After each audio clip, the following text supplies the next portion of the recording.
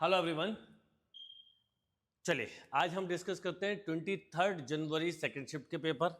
अब जो आने वाली शिफ्ट में बचे हुए पेपर्स हैं, आप लोग अगर वो दे रहे हैं, बचे हैं, तो आपके लिए सेशन बहुत यूज़फुल है। और सबसे ज़्यादा इंपॉर्टेंट है, अप्रैल अटेम्प्ट में ये सेशंस आपके लिए बहुत ज़्यादा यूज़फुल होंगे बिकॉज ऑफ कि आप एक पैटर्न को अच्छे से समझ पा रहे होंगे कि जेई को किस पैटर्न को फॉलो कर रहा है। अगर आपने उस पैटर्न को अंडरस्टैंड किया तो आप बहुत अच्छे से स्कोर कर पाएंगे। और ये जो मेरे सॉल्यूशन है या पेपर एनालिसिस है, इनके साथ आप कई सारी नई टेक्निक्स को भी डेवलप करेंगे। तो चलिए 23 जनवरी से शिफ्ट 2 के पेपर के डिस्कशन करते हैं। हम स्टेप बाय स्टेप क्वेश्चंस करते हैं, सिंपल टू टफ क्वेश्चंस की तरफ बढ़ते हैं। देखिए क्वेश्चन है, लीनियर इक्वेशन दी हुई है, मैट्रिसेस डिटरमिनेंट का क्वेश्चन है। इस तरह के क्वेश्चन को किस ढंग से हैंडल करते हैं पहले मैं समझाता हूँ।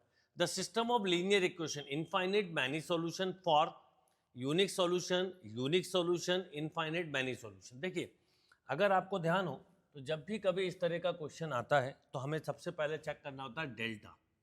इसकी कुछ टेक्निक्स है। एक बात हमेशा याद रखिएगा, जब भी जेई के क्वेश्चन सॉल्व कर रहे हैं तो ऑप्शन को रिजेक्ट कैसे करना है ये भी एक इम्पॉर्टेंट बात है। तो आपने लिया 1 2 1 1 5 2 1 ए और 3। ये अगर मान लीजिए इक्वल टू 0 मिला तो इनफाइनाइट या नो सॉल्यूशन होगा, नॉन जीरो मिला तो यूनिक होगा। अब जैसे अगर आप ध्यान दो तो यहाँ लिखा है यूनिक सॉल्यूशन, तो यूनिक सॉल्यूशन के लिए नॉट इक्वल टू 0 होता है, पर यहाँ तो इक्वल टू दिया और ए इसी से निकलेगा। इसका मतलब ये दो आंसर कभी नहीं हो सकते, राइट। तो दो आंसर तो रिजेक्ट हो गए। अब हम इसको सॉल्व कर लेते हैं सबसे पहले। तो जैसे ही आप सॉल्व करेंगे, अच्छा ऊपर ए को भी ले सकते थे, तो ये हो गया कितना 15 - 2 है, 2 जीरो भी बना सकते थे, plus a - 6 plus 4 - 5, right. This should be 0।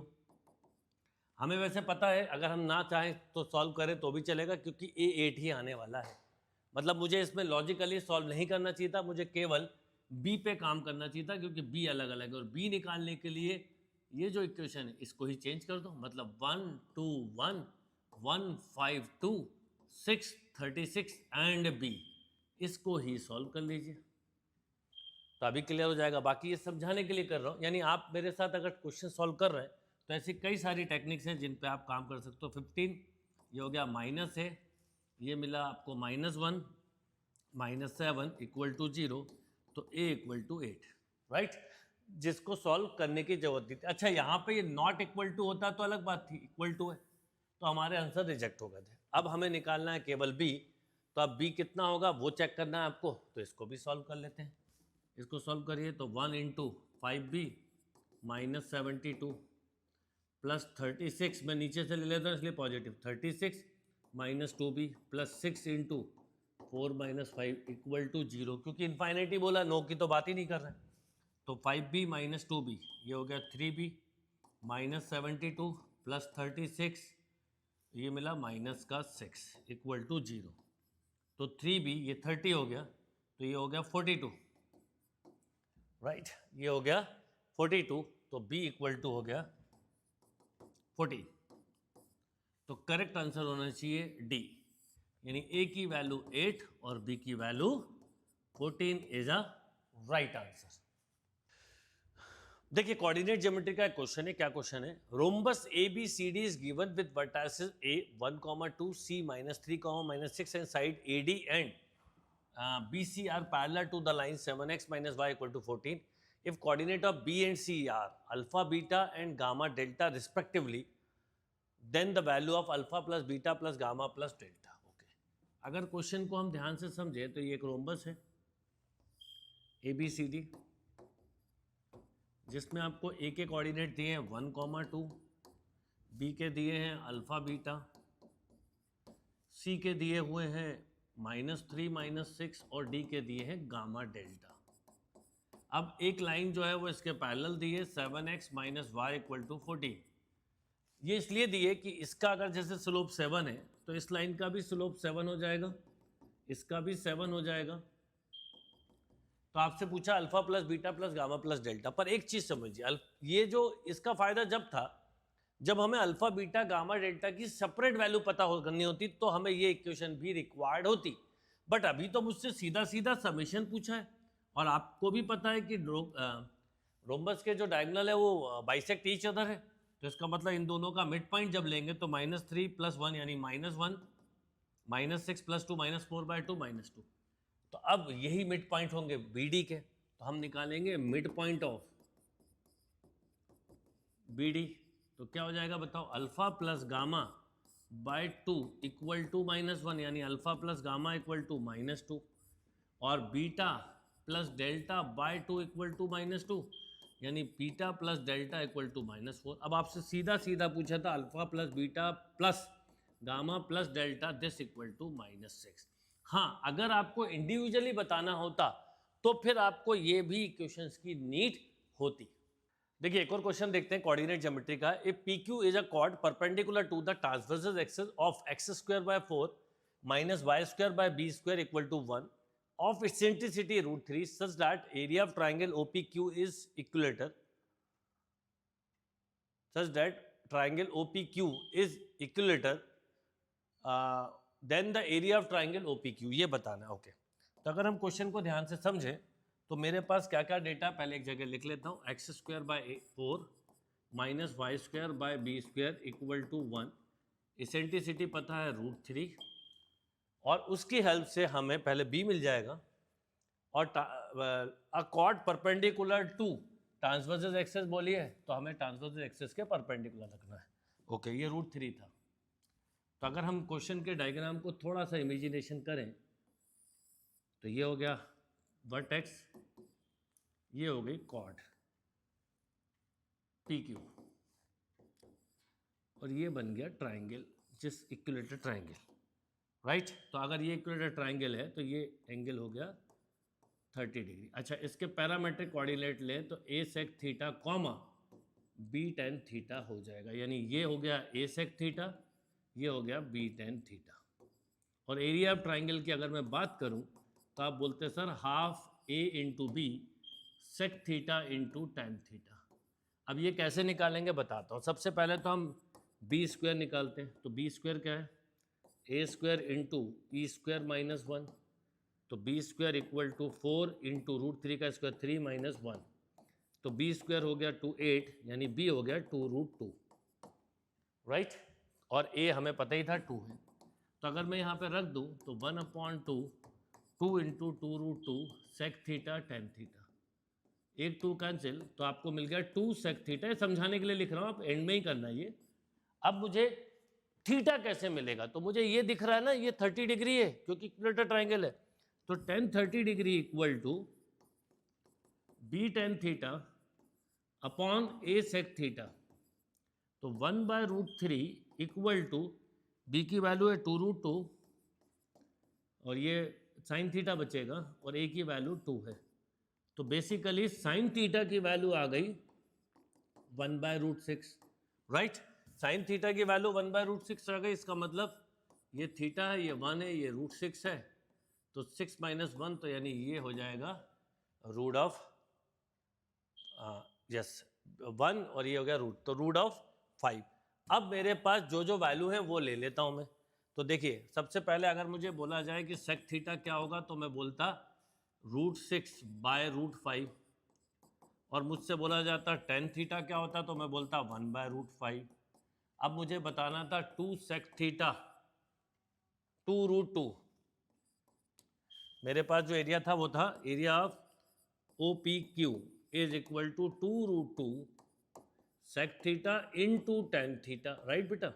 तो 2√2 √6/√5 एंड 1/√5, तो फाइनली ये √12 हो गया, तो मतलब ये 12 हो गया मतलब 4 हो गया, तो 4√3/5, तो करेक्ट आंसर होगा 4√3/5, ये आ गया 4√3/5। यानी एरिया निकालना सबसे पहले बस b कैलकुलेट करके आपको, क्योंकि साइन थीटा मिल गया उसकी हेल्प से आपने एरिया बहुत इजीली बता दिया, राइट। देखिए एक और क्वेश्चन है, प्रोग्रेशन का क्वेश्चन है। क्या क्वेश्चन है, if summation of k equal to 1 to n ak equal to alpha n square plus beta n and a10 equal to 59, a6 equal to 7 times of a1 point a alpha plus beta। Okay, अच्छा ये आपको देखिए किस तरह से घुमाया जाता है। k equal to 1 to n ak बोला है, alpha n square plus beta n. मतलब डायरेक्टली देखें तो एस एन दिया हुआ है, क्योंकि 1 to n तक जाएंगे तो एस एन दिया है, तो alpha into n square plus beta into n, ये दिया हुआ है, राइट। के की वैल्यू 1 रखोगे तो first term, two second term, third term. अब देखिए ए टेन का मतलब क्या होता है, ए टेन 59 दिया, ए टेन का मतलब होता है ए प्लस 9d, तो a plus 9d is equal to 59। A 6 मतलब होगा ए plus 5d equal to 7a1 मतलब a, यानी बेसिकली अगर मैं चाहूँ तो यहाँ पर ऐसा भी बोल सकता हूँ कि 6a equal to 5d, right. Alpha plus beta पूछा है।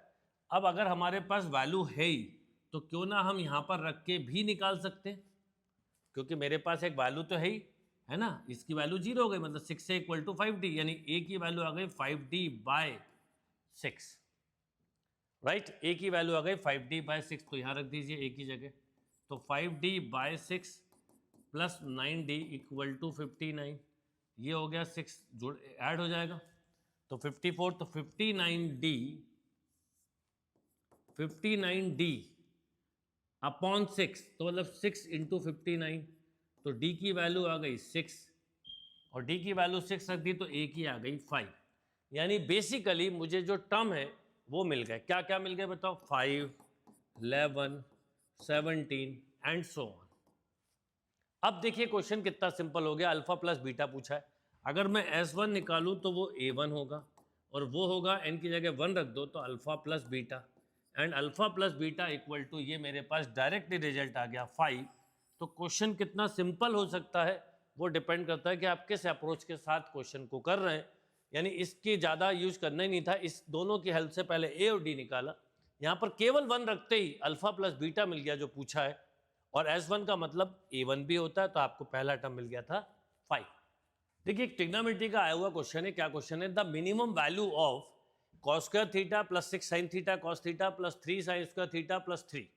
अब देखिए मिनिमम वैल्यू पूछी है, तो मिनिमम वैल्यू में अगर हम थोड़ी देर के लिए मान भी लें कि ये माइनस का 1 हो गया, तो भी ये 3 प्लस 3 6 प्लस 1 7, और ये माइनस का 6, यानी निगेटिव आंसर तो नहीं आएगा, और मिनिमम पूछा तो ये भी नहीं हो सकता, तो इसका मतलब है वेरी वेरी हाई चांस यही होगा, राइट। क्योंकि साइन और कॉस के कॉम्बिनेशन है, यानी आप थोड़े से भी लॉजिकल तरीके से सोचते, 1 जब मिलता है जब साइन थीटा को थोड़ी देर के लिए आप मान लो -1 मानते, ठीक है, तो ये कितना हो जाता।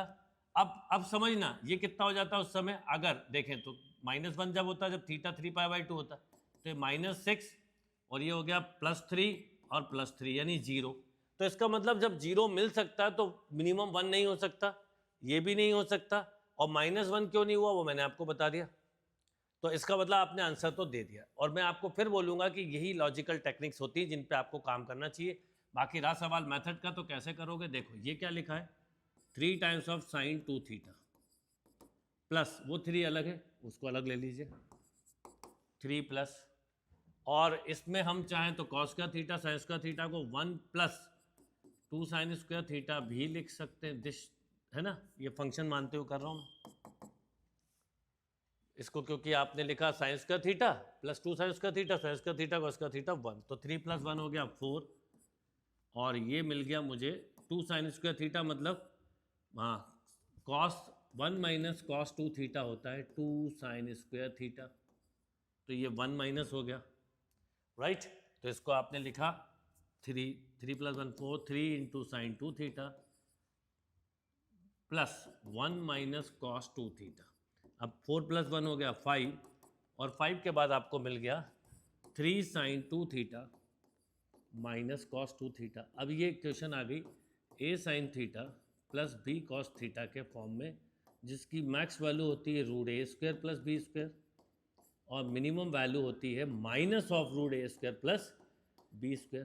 तो अब आपको मिनिमम बताना है, मैक्सिमम कुछ भी बताना है तो राइट +1 10 √10, अगर मिनिमम बताना है तो 5 माइनस √10, और मैक्सिमम बतानी होती है, मिनिमम हो गई जो हम पहले ही निकाल चुके, मैक्सिमम होती तो 5 + √10। तो अभी आपसे पूछा है मिनिमम, पर आप लॉजिक सेंस से भी इस क्वेश्चन का सिंपल वे में आंसर दे सकते थे, राइट। देखिए कॉम्प्लेक्स नंबर का क्वेश्चन है, क्या है, if z equal to √3/2 plus iota by 2 then z power 201 minus iota to the power 8। Complex number का क्वेश्चन है, बहुत ही सिंपल तरीके से आप कैसे कर सकते हैं, जरा उस पर बात करते हैं कि इसमें आप क्या चीजें लगाएं जिससे क्वेश्चन इजीली आपसे सॉल्व हो जाए। तो देखिए z है √3/2 प्लस आयोटा बाई 2। अच्छा, इसको देख के एक बात समझ में आ रही होगी कि ये पहले हम निकाल लेते हैं अलग से। तो ये कैसे निकालोगे, तो कॉम्प्लेक्स की पोलार फॉर्म क्या होती है, x plus iota y equal to होता है r into cos theta plus iota sine theta, where r is √(x² plus y² and theta is tan inverse y upon x। तो आपको पहले तो r मिल गया √3/4 प्लस 1/4 यानी 1, और थीटा मिल गया tan inverse imaginary by real मतलब 1/√3 यानी π/6। तो मैं z equal to √3 plus iota by 2 को लिख सकता था 1 into cos π/6 plus iota sine π/6। अब डी मार्गन्स लॉ से 201 बोलूँ तो 201 मतलब √3 प्लस आयोटा बाई 2 की होल पावर 201, तो सीधा सीधा मल्टीप्लाई हो जाएगा पावर 201 का इसमें, तो थोड़ी स्टेप बचा लो, 201 π/6 प्लस आयोटा साइन 201 π/6। अब 201 में अगर आप 3 इंटू 2 कर दे तो पहले तो 3 का डिवाइड हो जाएगा 67, तो ये मिला आपको cos 67 π/2 sorry plus iota into sine 67 π/2, right, 3 से क्योंकि कैंसिल कर दिया। अच्छा, अब ये समझे तो कॉस ऑड मल्टीपल हमेशा 0 होता है, तो ये तो हो गया 0, और ये क्योंकि ऑड है ना, तो 66 तक मिलेगा, तो ऐसा मिलेगा। देखो अगर आप ध्यान दो तो अगर आप इसमें 2 का डिवाइड कर दो तो इसको लिख सकते हो आप 32 प्लस 3 π/2, 32 से करा 64 प्लस 3 एंड साइन 32 प्लस 3 π/2 मतलब साइन 3 π/2 एंड दिस इज -1, तो ये मिल गया माइनस आयोटा, यानी इस पूरे का रिजल्ट माइनस आयोटा है। तो क्वेश्चन सॉल्व हो गया, माइनस आयोटा की होल पावर 8 यानी -2 आयोटा की होल पावर 8 यानी 2 की पावर 8, और आयोटा पावर 8 तो 1 हो जाएगा, तो 256, तो करेक्ट आंसर हुआ 256। अच्छा, यहाँ पर क्योंकि पावर इवन दी थी पर कॉम्प्लेक्स पढ़ रहा हो इसलिए फिर भी ध्यान रखना, तो आप इजीली इस क्वेश्चन को डी मार्गन्स लॉ से सॉल्व कर सकते थे।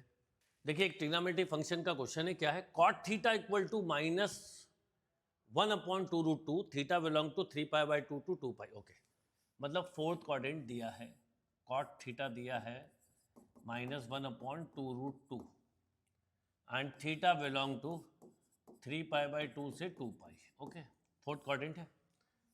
Then the value of sine 15 theta by 2 sine 8 theta cos 8 theta plus, अब देखो ये दोनों में ये है और यहाँ पर भी दोनों है, ठीक है। तो एक काम करते हैं, आप इसको ऐसा लिख सकते हैं चाहे तो, sine 15 theta by 2 into sine 8 theta plus sine 15 theta by 2 into cos 8 theta plus cos 15 theta by 2 into cos 8 theta minus cos 15 theta by 2 into sine 8 theta. तो दोनों साइन और दोनों कॉस को एक साथ ले लेते हैं और साइन कॉस को एक साथ ले लेते हैं, तो ये cos A cos B plus sine A sine B, तो ये हो गया cos A minus B plus sine A cos B minus cos A sine B sine 15 theta by 2 minus 8 theta, यानी बेसिकली 16 माइनस 15, ये मिला कॉस थीटा बाई 2, ये मिला minus का साइन थीटा बाई 2, राइट। अब बाय 2 है, तो अगर मैं आपसे बोलूं कि थीटा बिलोंग टू 3π/2 कॉमा 2π है, तो 2 का अगर डिवाइड करने को बोल दूं तो ये होगा 3π/4 कॉमा पाई, तो 3π/4 से पाई मतलब सेकेंड क्वाड्रेंट, जहां पर कॉस निगेटिव होगा साइन पॉजिटिव होगा, पर ये इसके आगे निगेटिव लगा, तो आपको पहले तो ध्यान रखना है होल आंसर निगेटिव आएगा, मतलब आपके दो ये आंसर तो नहीं होंगे, ये पक्का है। होल आंसर नेगेटिव आएगा, ये डिसाइडेड हो गया। अब या तो ये आंसर है ये, अब दो तरीके हो सकते हैं, क्योंकि हमें पता है ये एक तरह से मॉड है, होल आंसर नेगेटिव आएगा, तो आप ऐसा भी लिख सकते थे 1 माइनस साइन थीटा इसको। और अब यहाँ से अगर आप साइन थीटा की वैल्यू निकालना चाहें तो बड़े जल्दी निकाल सकते हो, हाफ भी निकाल सकते हो, पर कॉट थीटा है -1/2√2, तो कॉस मतलब बेस 1 है और ये √8 है, तो ये हो गया कितना 3। तो इसका मतलब अंडर माइनस के अंदर √1 माइनस साइन थीटा लिखना है तो √8 बाय 3, राइट, ये आ गया। तो हमारे पास जो रिजल्ट है √1 माइनस साइन थीटा लिखना था, तो ये आ गया -3 माइनस √8/√3, यानी ये हमारे पास एक तरह से रिजल्ट आ गया। अच्छा, यहाँ पे माइनस है, फोर्थ क्वाड्रेंट है, तो माइनस माइनस प्लस हो जाएगा, ये प्लस लिखना, तो आंसर मिलेगा 3 + √8/√3। This is the right answer.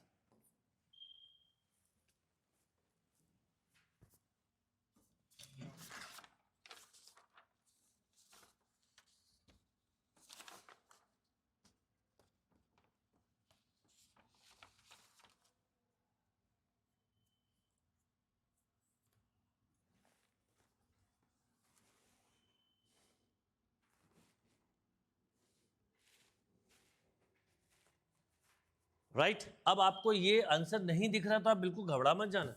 देखिए मैं बताता हूँ, आप समझना कि अगर आपके पास अलग से लिखा हो 3 + √8, तो 3 + √8 मतलब 3 + 2√2, राइट, तो इसको आप ऐसा भी लिख सकते हैं, हाँ 3 + 2√2, यस, तो इसको लिख सकते हो 2 + 1 + 2√2, इसको लिख सकते हो √2 का स्क्वायर + 1 का स्क्वायर + 2√2, यानी ये लिख सकते हो √2 + 1 का होल स्क्वायर। अब सोचो अगर यहाँ अंडर रूट लिखा है तो इसका मतलब ये परफेक्ट स्क्वायरिंग की टेक्निक है, इसका मतलब ये √2 + 1 हो गया। तो आपका जो क्वेश्चन है उसका आंसर हो गया, आगे तो माइनस आएगा ही, √2 + 1/√3, यानी ये इसका करेक्ट आंसर हो गया, √2 + 1/√3, और आगे लग गया माइनस।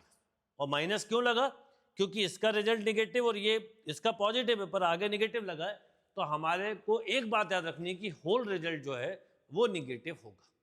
और आपका पास दूसरा तरीका ये था कि आप इसी का ये लिखा हाफ एंगल cos θ/2 sin θ/2, आप अलग से cos θ/2 निकाल लो, sin θ/2 निकाल लो, उससे भी आप आंसर दे सकते थे।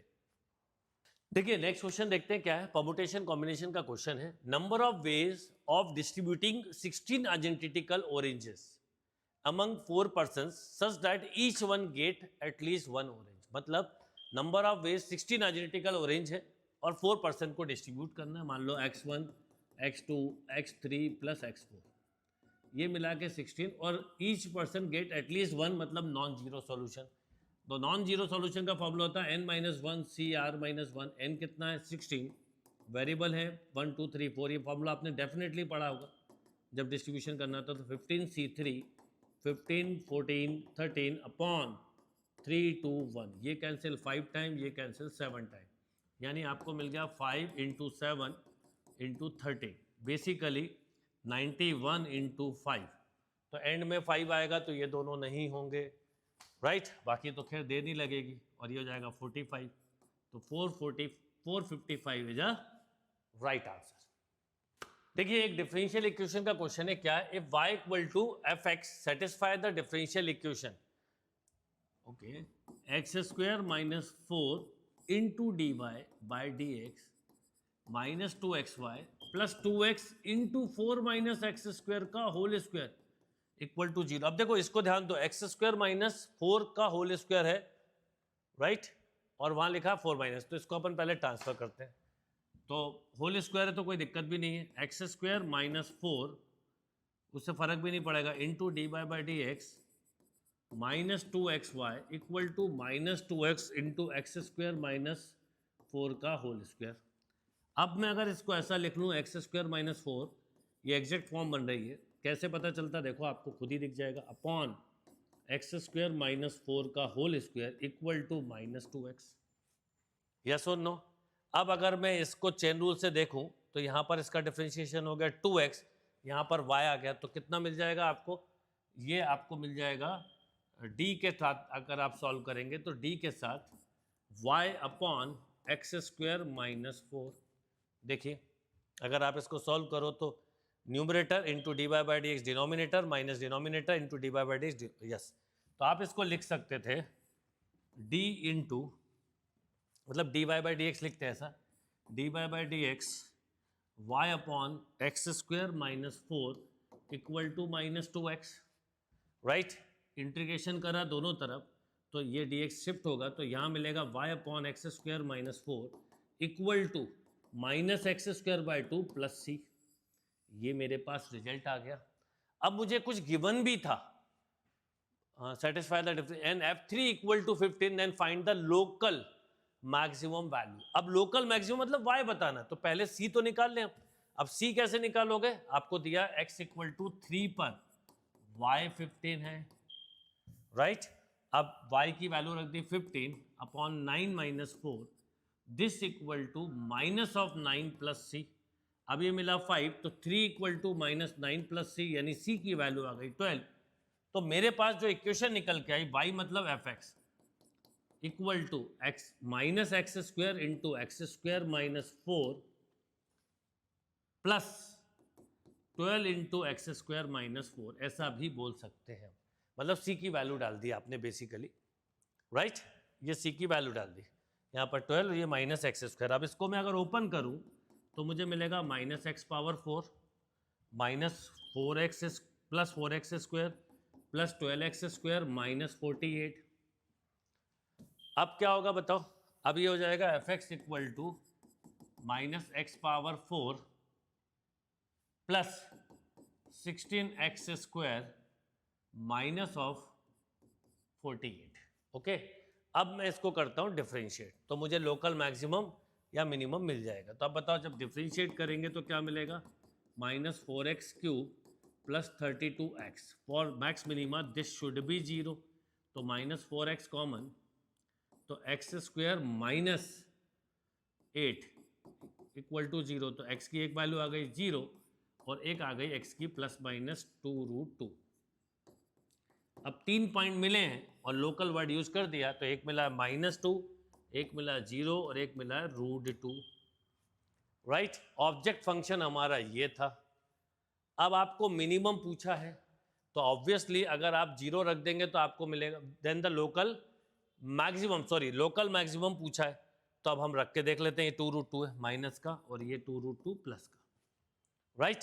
तो अब हम रख के देखते हैं। तो अगर मान लो मैं 2√2 रख दूं, यानी √8 रख दूं, तो √8 की पावर 6 मतलब माइनस हो गया ये √8, 8 का स्क्वायर मतलब 64 प्लस 8 इंटू 16 हो जाएगा, मैक्सिमम ही पूछा, और माइनस ऑफ 48, राइट। तो ये हो जाएगा 16 128 हो जाएगा, 64 माइनस 48 प्लस 128, तो ये कितना हो जाएगा 112 प्लस 128, यानी आपको मिल जाएगा प्लस का 16। तो मैक्सिमम वैल्यू बोलिए तो प्लस की 16 is a maximum value, right. यानी इस क्वेश्चन में पहले आपको फंक्शन को सिंपल फॉर्म में बनाना था, c निकालना था, ऑब्जेक्ट फंक्शन बना के उसको डिफरेंशिएट करना था, और लोकल मैक्सिमम वर्ड लिखा है। 3 रूट्स मिले, नंबर लाइन पे अरेंज कर लो। वैसे तो इसके बाद हमें सेकंड डेरिवेटिव भी करना चाहिए था कायदे से, पर उसकी जरूरत थी नहीं। अब आपको पता है अगर आप 0 रखते तो 32 यानी ग्रेटर देन 0, तो पॉइंट ऑफ मिनिमा मिलता। तो अगर ये मिनिमा है तो इसके लेफ्ट और राइट पे मैक्सिमा होगा, राइट। और लेफ्ट और राइट पे मैक्सिमा, क्योंकि ये पावर इवन है तो हम कोई भी एक रूट रख देंगे तो हमको मिनिमम वैल्यू, मैक्सिमम वैल्यू मिल जाएगी। देखिए कंटिन्यूटी पे बेस्ड क्वेश्चन है। क्या क्वेश्चन है? F x equal to a modulus of x plus 2x square minus 2 sine mod x cos mod x upon x, x not equal to 0, x equal to 0 पर b, f x is continuous then a plus b. मैंने आपको बहुत simple एक technique बताई, अगर आपको ध्यान होगा, कंटिन्यूस बोले तो एफ, मान लो किसी भी पॉइंट पर अगर एक फंक्शन है limit x tends to a, f x ये कंटिन्यूस है, तो f a plus h f a minus h के इक्वल होता है number one, equal to defined value भी होता है अगर दी हुई है तो अभी मुझे डिफाइंड वैल्यू दी हुई, यानी अगर मैं यहाँ पर 0 रख दूं तो मुझे डिफाइंड वैल्यू दी है बी। अब सबसे पहले हम निकालते हैं एफ जीरो प्लस एच। अब लिमिट वगैरह मत लिखिए, कंटिन्यूटी कर रहा है तो एच टेंस टू 0 होती, तो a h plus 2h square minus 2 sine h cos h, h की जगह सीधा 0 रख दिया करिए। देखिए लिमिट के साथ ही आप समझ लो कर रहे हो, ये टेक्निक्स है जो मैंने बनाई हुई कुछ, ये कैंसिल तो ये मिला a, ये मिला 2h minus 2 sine h upon h into cos h. अब देखो h की जगह आपने जब 0 रखा तो ये मिला a, ये 0, ये मिला 1, ये तो माइनस 2, तो आपको एक रिजल्ट मिल गया a माइनस 2। अब आप रखिए h 0 माइनस एच, तो क्या होगा, यहाँ पर ए एच ही मिलेगा, यहाँ पर भी 2h स्क्वायर ही मिलेगा, यहाँ पर भी 2 साइन एच कॉस एच ही मिलेगा, पर नीचे माइनस एच हो जाएगा। देन अगेन यहाँ पर मिलेगा आपको माइनस ए, ये 0 हो गया, यहाँ पर ये मिलेगा माइनस 2, राइट, ये माइनस 2। अब एक बात समझ में आ गई आपको कि ये दोनों आपस में इक्वल होंगे, तो a minus 2 equal to minus a minus 2, यानी 2a इक्वल टू 0, तो a की वैल्यू तो मिल गई 0, राइट। अच्छा ये भी इक्वल होंगे डिफाइंड वैल्यू के b के, और a की वैल्यू मिल गई 0, तो b की वैल्यू आ गई आपके पास माइनस, a की वैल्यू आ गई हमारी, एक मिनट, अच्छा ये प्लस हो जाएगा, सॉरी, ये माइनस माइनस प्लस हो जाएगा, क्योंकि जब आप करोगे तो ये मिलेगा माइनस, ये मिलेगा तो माइनस का 2h कैंसिल होकर, और ये प्लस हो जाएगा 2 into sign h upon H, तो ये प्लस 2 लिखना था, प्लस 2, तो a की वैल्यू हुई 2a इक्वल टू 4, तो a की वैल्यू हो गई बेटा, यहाँ पे लिख लेते हैं अपन ऊपर, देखिए फिर से बताता है यहाँ तक। अब आप जब यहाँ पर आया माइनस एच, तो जब आपने इसको सॉल्व किया तो देखिए क्या क्या मिलेगा, ये मिलेगा minus a minus of 2h plus 2 sine h upon h into cos h. अब ये मिल गया माइनस ए और ये मिल गया प्लस 2। अब आप बोलोगे कि ये दोनों इक्वल होंगे, तो आप बोलोगे a minus 2 equal to minus a plus 2, यानी 2a इक्वल टू 4, a की वैल्यू आ गई 2। और एक और बात कि ये इक्वल टू किसके होगा, b के भी होगा, तो a की वैल्यू 2 आ गई, तो 2 माइनस 2 इक्वल टू b, तो b की वैल्यू आ गई 0। अब आपसे पूछा a प्लस b, तो 2 प्लस 0 इक्वल टू 2, तो आंसर आ गया 2, राइट। क्वेश्चन बहुत सिंपल था। कंटिन्यूटी करने की जो बेस्ट टेक्निक है वो मैं आपको बता दूं, आप सीधे f a plus h f a minus h equal to f a ले लीजिए, आप बहुत इजीली कर सकते हैं।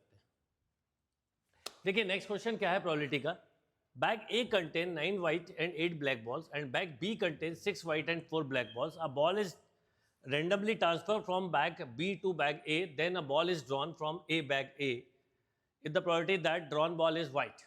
देखिए क्या क्वेश्चन है कि एक बैग है जिसमें ए बैग में 9 वाइट और 8 ब्लैक बॉल्स हैं, बैग बी है जिसमें कि 6 वाइट और 4 ब्लैक बॉल्स हैं। बैग बी से बैग ए में बॉल ट्रांसफर करना है, अक्सर ए से बी करते हैं, इधर बोला बी से, एंड देन ए से बॉल निकालना, उसके वाइट होने की प्रोबेबिलिटी पूछी। अब देखो बैग बी से वाइट भी ड्रॉ हो सकती थी और ए से वाइट कर लो, या बैग बी से ब्लैक भी ड्रॉ हो सकती थी, अब आप ए से वाइट ड्रॉ कर लो। अब बी से वाइट की बात करें तो 6/10, अब यहाँ वाइट एक बढ़ गई तो 10/18, प्लस इसकी ब्लैक हो तो 4/10, और इसमें अगर देखें अब तो वाइट बढ़ी है तो ब्लैक बढ़ी तो 9/18। अब चाहो तो कैंसिल कर लो, जैसे ये 3 टाइम कैंसिल, 10 से 10 तो 1/3, प्लस ये 2 टाइम कैंसिल, ये देखिए ये 2 टाइम और ये एक 2 और ये तो 1/5। अब आपने जब इसको ऐड किया तो एलसीएम आ गया 15, तो 5 + 3, राइट, ये हो जाएगा 5, ये हो जाएगा 3, तो 8/15। अब आपसे बोला P + Q, ये प्राइम नंबर ही, तो 8 + 15 जब आप ऐड करेंगे तो 23, तो इसका करेक्ट आंसर होगा 23। चलिए नेक्स्ट क्वेश्चन देखते हैं, देखिए क्या है, और लॉग पे बेस्ड है। Sum of solution of the equation log base x + 3 6x² + 28x + 30 equal to 5 - 2 times of log base 6x + 10 x² + 6x + 9। अगर ध्यान दो तो ये x + 3 का होल स्क्वायर है, मतलब इसका बेस है, तो कहीं ना कहीं ये भी कुछ फैक्टर बन रहे होंगे, तो 6x square plus 28x plus 30, इसके फैक्टर बनाइए, 180 बनाना है। तो 180 बनाना है तो आप इसमें कर सकते हो, चाहो तो पहले तो 3 कॉमन ले लो, 2 कॉमन ले लो, तो 3x square plus 14x plus 15, अच्छा 9 5 जा, ठीक है, 2 कॉमन लेना, तो 3x square plus 9x plus 5x plus 15, इसका मतलब 2 into 3x plus,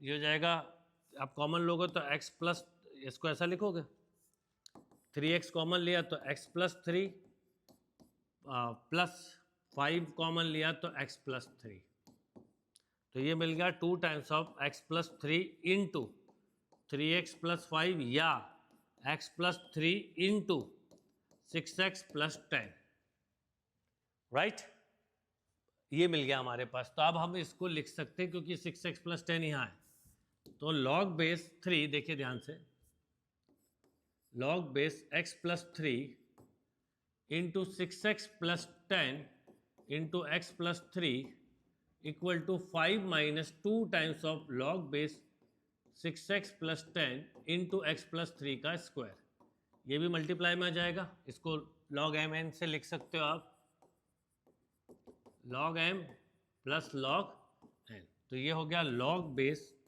x plus 3 into 6x plus 10, और जब आप लिखोगे, चलो अभी लिख देता हूँ,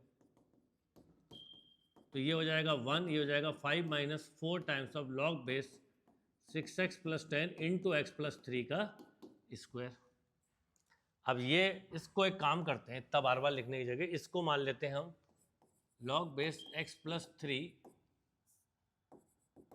इंटू 6x प्लस 10 को अगर मैं y ले लूँ तो ये y plus 1 equal to 5 minus 4 upon y हो जाएगा, क्योंकि बेस चेंजिंग से लग जाएगा, तो y square plus y equal to 5y minus 4, या आप बोल सकते हो y square minus 4y plus 4 equal to 0, या y माइनस 2 का होल स्क्वायर इक्वल टू 0, तो y इक्वल टू तो आ गया 2। अब y तो कुछ था नहीं, सम ऑफ सॉल्यूशन ऑफ इक्वेशन पूछा है, तो y की वैल्यू यहाँ रख देते हैं 2, तो log base x plus 3 into 6x plus 10 equal to आपने बोला 2, एंटी लॉग लिया तो 6x plus 10 equal to x plus 3 की पावर 2, तो 6x plus 10 equal to x square plus 6x plus 9, ये भी कैंसिल, तो एक्स स्क्वायर इक्वल टू 1, तो x equal two plus minus 1, तो आपसे बोला सम ऑफ सॉल्यूशन, तो -1 प्लस 1 इक्वल टू 0, तो सम ऑफ सॉल्यूशन हुआ 0। देखिए एक वेक्टर का क्वेश्चन है, क्या क्वेश्चन है, if vector a, vector b, vector c are 3 vectors such that a cross b equal to 2 times of a cross c, vector a का mod 1 है, वेक्टर बी का मॉड 4 है, वेक्टर सी का mod 2 है, the angle between b and c 60 है, तो A and सी बताना है, मॉड ए एंड सी बताना, ओके। अब देखिए आपके पास जो इन्फॉर्मेशन है उसको देखें, तो a cross b minus 2 times of a cross c equal to 0 है, चाहे तो इसमें ऐसा भी लिख सकते हैं, a cross b minus 2c, this should be 0, क्यों, क्योंकि मल्टीप्लाई करो तो a क्रॉस b और 2a क्रॉस c। अच्छा, दो वेक्टर का क्रॉस प्रोडक्ट 0 जब भी होता है जब वेक्टर पैरेलल होते हैं, यानी a equal to lambda b, तो आप बोल सकते हो किसी को भी b minus 2c equal to lambda a vector. अब b और c का क्योंकि एंगल है हमारे पास, तो इसका मॉड ले लेते हैं, मतलब स्क्वायरिंग कर देते हैं, तो b माइनस 2c का whole square equal to lambda a का स्क्वायर। अच्छा, वेक्टर का स्क्वायर उसके मॉडुलस स्क्वायर के बराबर होता है, तो आप लिखोगे मॉड b स्क्वायर plus 4 mod of c square minus 4 b dot c equal to lambda square into a vector का स्क्वायर। अब ये सब दिए हैं, मॉड b दिया है 4, मॉड c दिया है 2, 2 का स्क्वायर 4, 4 4 जा 16 minus 4 mod b mod c cos 60 equal to lambda square, mod a दिया है 1। अब देखिए ये हो गया 20 -4 मॉड बी था 4 मॉड सी था 2 cos 60 1/2 equal to lambda square. ये 2 से 2 कैंसिल, तो लेमडा स्क्वायर इक्वल टू 4 यानी लेमडा इक्वल टू ±2। एक रिजल्ट ये हमारे पास आ गया। अब क्योंकि मुझे ए डॉट सी बताना था तो आप बताइए, यहाँ पे लिख दिया ±2 या +2 भी लिख देंगे तो चलेगा, मॉड पूछा तो b - 2c equal to 2a vector, ऐसा बोल सकते हो आप। तो अब c को ट्रांसफर कर दो। अच्छा एक चीज़ याद रखना, यहाँ पर मॉड b का स्क्वायर था, सॉरी, तो ये 16 होगा। 16 + 16 -4 मॉड b हो गया 4 एंड मॉड सी हो गया 2, तो ये कैंसिल, तो ये ऐसा मिलेगा, एक मिनट, 16 माइनस +16 और ये भी माइनस का 16, ये 4, सॉरी ऐसा था, ये 4 mod b 4 mod c 2 and 1/2, तो लैम्डा स्क्वायर, एक मिनट, 16 आएगा बेटा, लैम्डा स्क्वायर इक्वल टू 16 यानी लैम्डा इक्वल टू ±4। तो हमारे पास लैम्डा आ गया। अब ये लैम्डा जो है इसको यहाँ रख देते हैं, तो b - 2c equal to 4a vector बोल सकते हो, राइट। अब क्योंकि इसको इधर ले गए तो b equal to 4a vector + 2c, इसकी squaring b equal to 2 common ले लो तो 2a + c, अगर मैं इसकी स्क्वायरिंग कर दूं तो अब मेरे पास सीधा सीधा रिजल्ट आ जाएगा 2a + c का होल स्क्वायर। तो देखिए ये हो गया 16 इक्वल टू 4, यहाँ आएगा 4 mod a square plus mod c square plus 4a dot c जो आपसे पूछा है। तो ये हो गया 4 इक्वल टू 4 मॉड a 1 दिया है, मॉड c 2 दिया, तो 4 + 4 mod a mod c into, अच्छा यही पूछा है ना आपने से, तो इसको छोड़ के बाकी सबका हम ट्रांसफर कर देंगे, ठीक है। तो ये आ गया 4 इक्वल टू, ये 4 कैंसिल हो जाएगा, तो 4 मॉड a का square 1 plus mod c 4 plus 4a dot c, ये एक कैंसिल, तो 4 equal to -4a dot c, 4 से 4 कैंसिल, तो -1 equal to a dot c। अब क्योंकि इसका मॉडुलस पूछा है तो mod of a + c equal to mod of -1 यानी 1, तो करेक्ट आंसर होगा 1। वेक्टर का क्वेश्चन था, कॉम्प्लिकेटेड नहीं था, सिंपल वे में सॉल्व किया जा सकता था। देखिए कोऑर्डिनेट ज्योमेट्री का एक क्वेश्चन है, क्या है, if the point of intersection of the ellipse, ellipse की इक्वेशन क्या है, x² + 2y² -6x - 12y + 23 equal to 0, 4x² + 2y² -20x - 12y + 35 equal to 0, lie on a circle of radius r, मतलब ये जो पॉइंट ऑफ इंटरसेक्शन है दो ellipse का जो भी पॉइंट ऑफ इंटरसेक्शन है ये आपको बोला जा रहा है, if the point of intersection of the ellipse and this lie on a circle of radius r, एक सर्कल है जिस पर लाई कर रहे हैं और उसका रेडियस जो है वो r है एंड सेंटर ए बी है, then value of a b + 8r²। इसका बहुत सिंपल सा टेक्निक होता है कि आपको जो इंटरसेक्शन पॉइंट है वो सर्कल पे लाई कर रहा है जिसका रेडियस r है और सेंटर ए बी है, तो आप इसको इन दोनों एलिप्स को सॉल्व करके भी कर सकते हो, और दूसरा कि इससे सर्कल की इक्वेशन बना ले। तो अगर मैं देखूं तो 2y² है, ये 4x² है, अगर मैं इसको जोड़ूं तो 5 और 5 होगा, अगर इसमें 2 का मल्टीप्लाई कर दूं तो 6 और ये 4, यस, तो आप इसमें 2 का मल्टीप्लाई करिए, क्यों करिए बताता हूँ, 4y² - 12x - 24y + 46 equal to 0। अब इसको ऐड करिए, 6x², ये डायरेक्ट सर्कल की इक्वेशन मिलती है, 6y² - 32x - 34, 32 का ये 30, sorry, -36y + 81 equal to 0, right. ये आ गया हमारे पास इक्वेशन, यानी हमारे पास डायरेक्ट सर्कल की इक्वेशन ही आ गई, एक तरह से आप ये समझ लीजिए। तो सर्कल की इक्वेशन आ गई x² + y², 6 का डिवाइड कर दीजिए तो 2 से कैंसिल हो जाएगा, तो 16/3x माइनस, अब ये 6 से कैंसिल, -6y + 81/6 यानी 3 से कैंसिल, तो 27/2 इक्वल टू 0। अब मैं बोलूँ इसका सेंटर बताओ, तो आप इस सर्कल का सेंटर बोलते हैं सर 8/3, 3, ये आ गया सेंटर, यानी ए और बी, 8/3, 3 और रेडियस की बात करूं तो 64/9 + 9 - 27/2, राइट। अब इसको हम सॉल्व कर लेते हैं, बस क्वेश्चन सॉल्व हो जाएगा। तो एलसीएम आ गया 9 × 2, इसलिए 18r² लिखा हुआ, ये हो गया 9 से 64 तो 128 प्लस 18 × 9 तो 162 -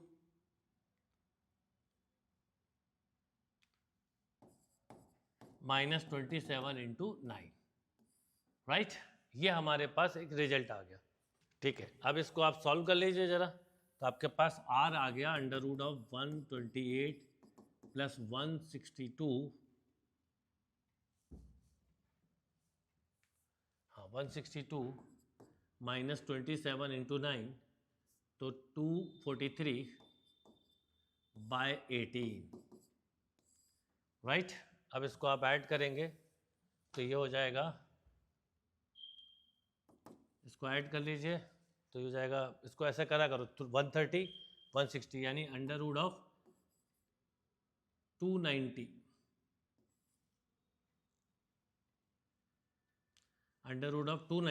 -243/18, ये आ गया हमारे पास रिजल्ट।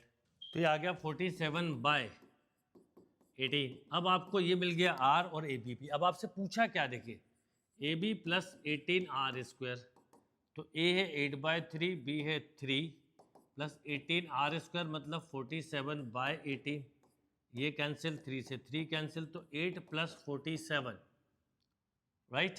8 + 47 तो ये हो जाएगा 55 होना चाहिए आंसर इसका।